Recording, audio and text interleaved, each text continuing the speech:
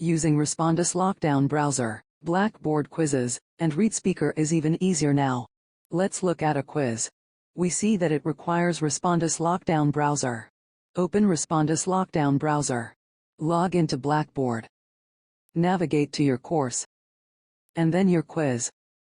Click Begin. To activate ReadSpeaker, click on the tab on the left-hand side of the screen. Position the player where you want it on the screen.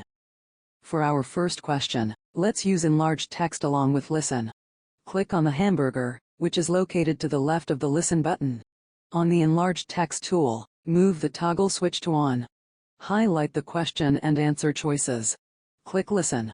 I use DocReader to read which of the following file types in content: MP3, Office files, DocX, PPTX, XLSX, PDFs, plain text, and rich text, HTML, MP4.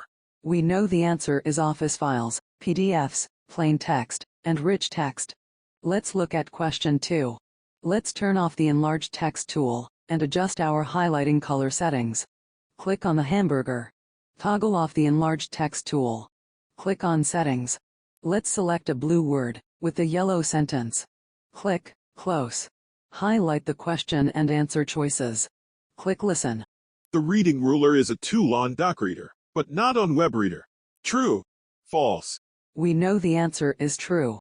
For our last question, let's use the page mask. Highlight the question and answer choices. Click on the hamburger. Click on the page mask tool. Click on the Listen tool, and move the page mask as needed. Which of the following tools are found in WebReader? Mark all that apply. Page mask.